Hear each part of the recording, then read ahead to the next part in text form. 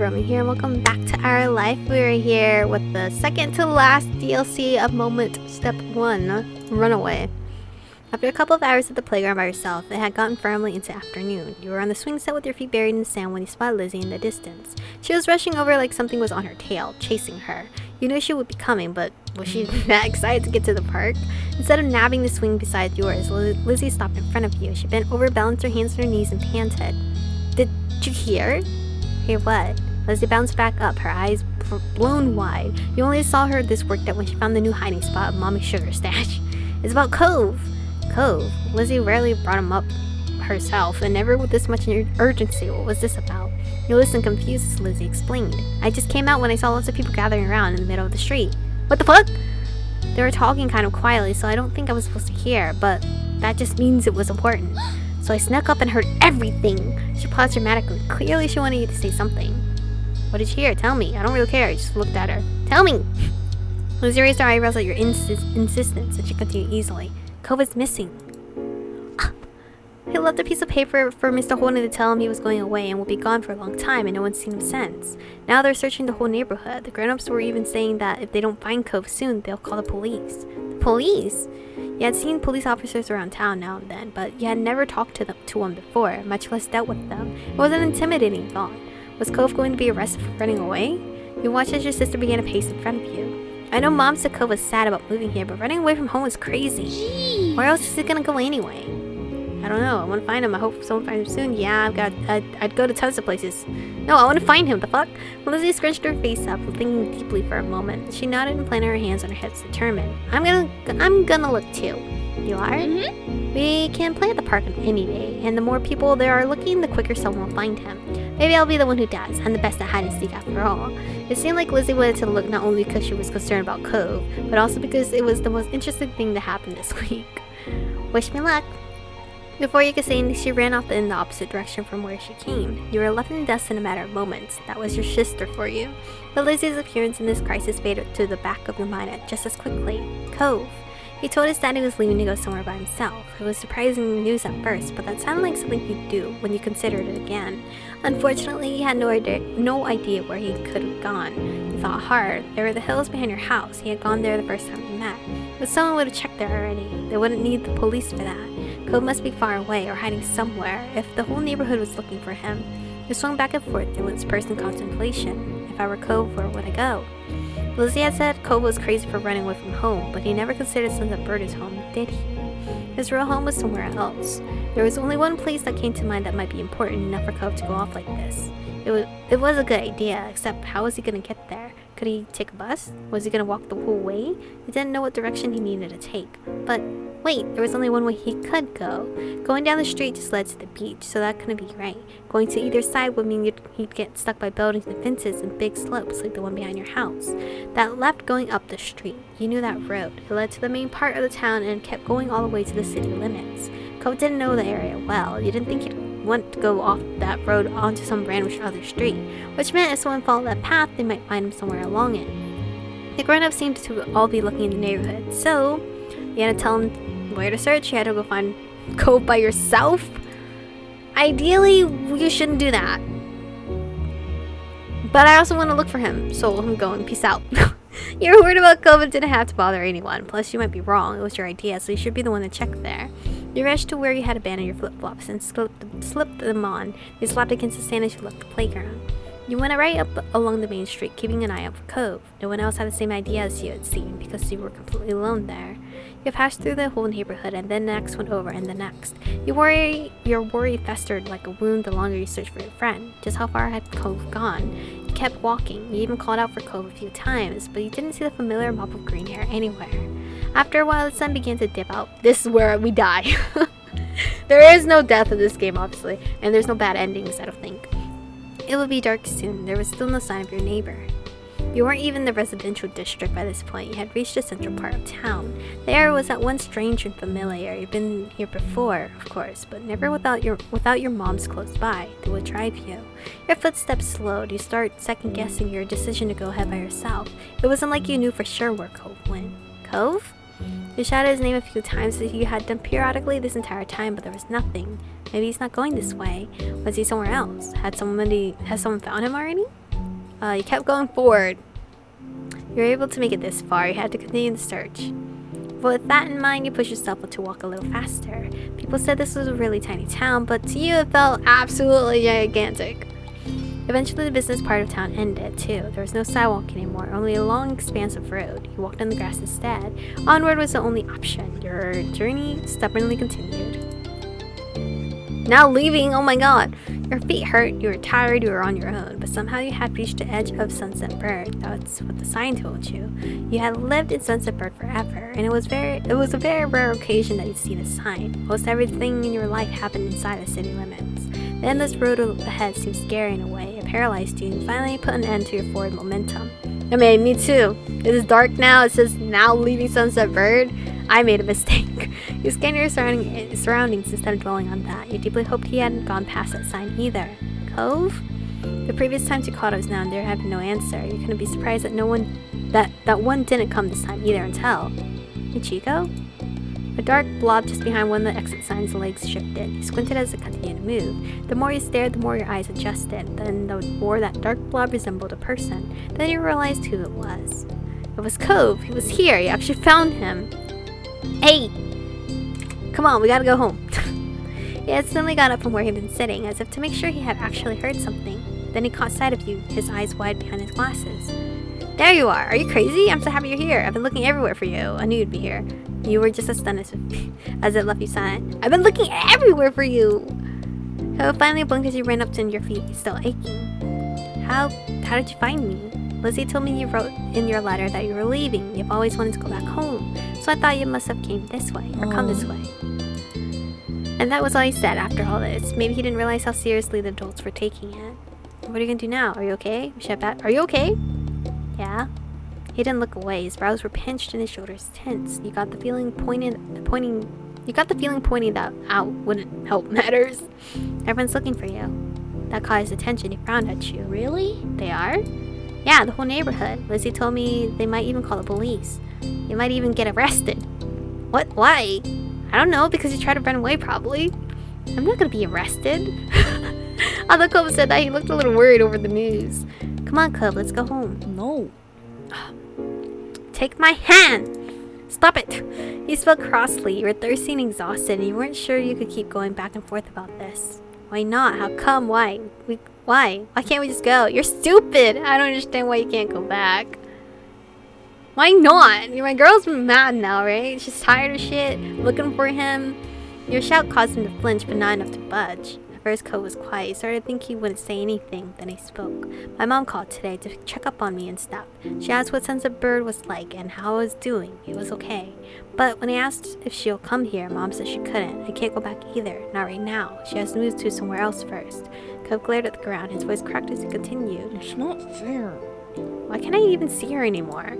He used his uncasted arm to rub both of his eyes. I'm gonna go by myself. I don't need anyone to take me. How are you gonna get to your mom's place? That's such a bad idea. This is all just too much and you started to cry. Yo, Moon! I would totally do that. Do you know the direction to your old house? You're being selfish. I'm just gonna cry. Cove's eyebrows shot up as though he hadn't expected you to have this kind of reaction of what was happening. What's wrong? You didn't give him any answer. When the surprise wore off, he tried more softly to coax a reply out of you. Instead of comforting Cove at this point, I'm like, I'm making this about myself. I struggled to find you. You're telling me no. Your girl's thirsty and tired and hungry. Dude, of course I'm gonna be crying at this point. Are you okay? No, we're both crybabies right now. No, I want to go home. No, I don't feel good. No, I don't want you to go. No, you shouldn't do stuff like this. No, I don't want you to go. His lips clamped together and he awkwardly held his hands up in front of him as though he wanted to do something but wasn't sure what. I'm sorry, I don't want to leave forever. It's just... Then he shook his head like he was trying to clear it. When he spoke some more, it was mostly to himself. If I don't get to see Mom, then she's... Fresh tears... Cove, please. Please. Fresh tears glistened in Cove's red-rimmed eyes. He suddenly tried to blink them away, but they slipped down his cheeks. He waited for Cove to continue. Oh shit. Mom doesn't call that much, and I haven't seen her in so long. Cove hiccuped, wiping his face with the back of his arm. His glasses got shoved up awkwardly as a result. If I don't go, she'll be gone. She'll forget about me. She wouldn't do that. How do you know? She's your mom. She loves you. Your mom always says that. And so it must be true for Kove's mom too. Kove sniffled. He seemed conflicted. Oh, I'm not sure if that's right. You were still at a standstill. Everything will be okay if we just go home. We can't stay here forever, and we can't go out there. We've got to go back. Then we'll stay out here. I'm not going to go back. Oh, what?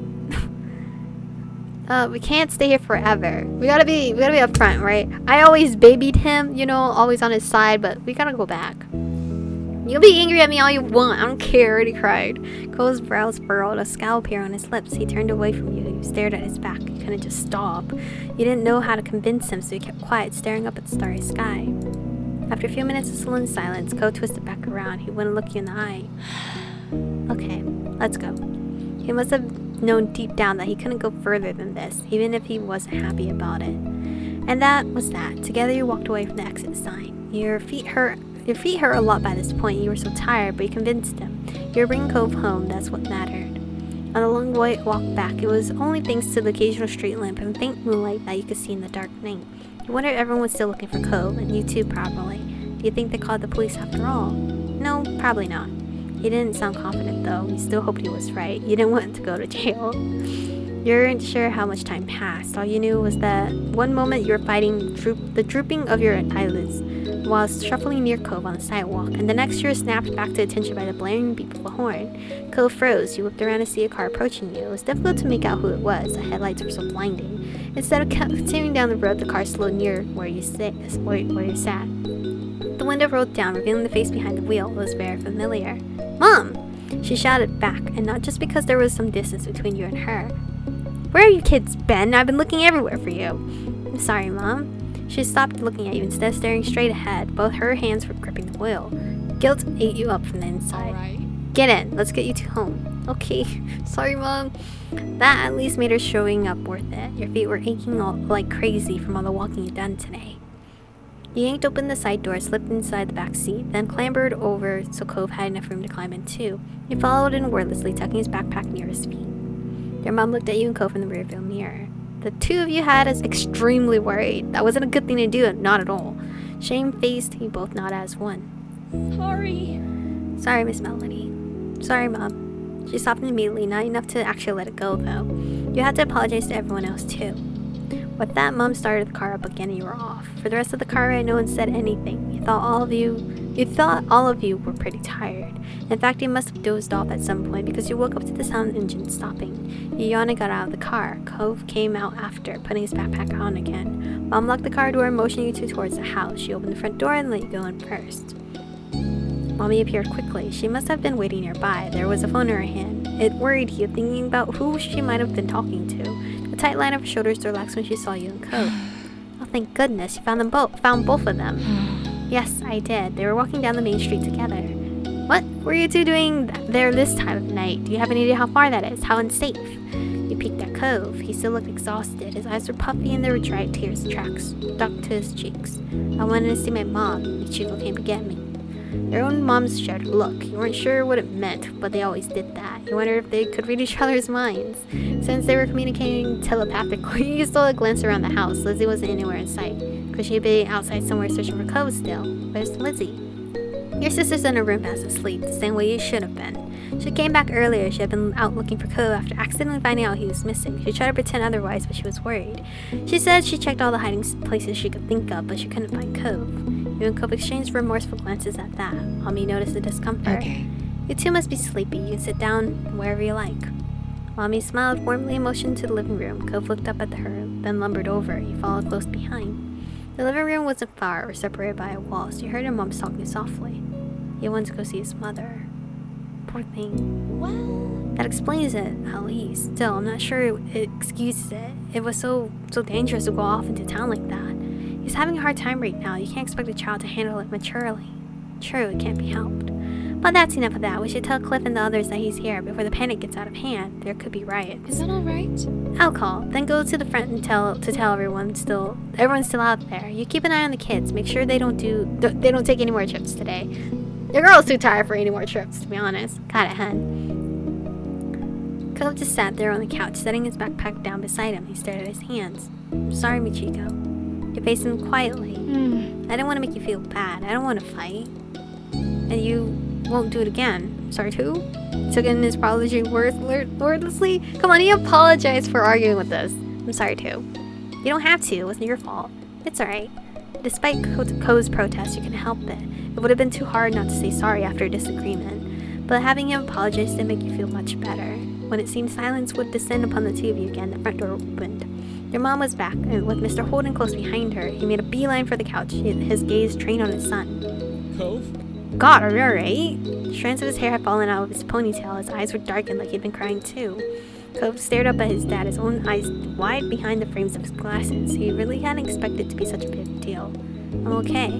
Good, that's good. I'm so glad to hear that. He clasped a hand on his son's shoulder, attempting a smile, but the corner of his lips twitched and spasmed, as if they wanted to wilt into a frown instead. Cove seemed to have that effect on him. Mr. Holden turned to you, still smiling weakly. I'm so happy you're alright too, Michiko. Then he looked at your mom's. Thanks for your help, as always. He laughed pitifully. I'm sorry. And I'm very sorry for ruining your afternoon with this. I can't apologize enough. It's okay. It was no trouble, Cliff. Really, it couldn't be helped in a way. Something was bound to happen sometime. Besides, he wasn't the only one who decided it was a good idea to disappear today. I went out to look for him. I wasn't going to run away with him or anything. Exactly, we're just happy these kids are safe and sound.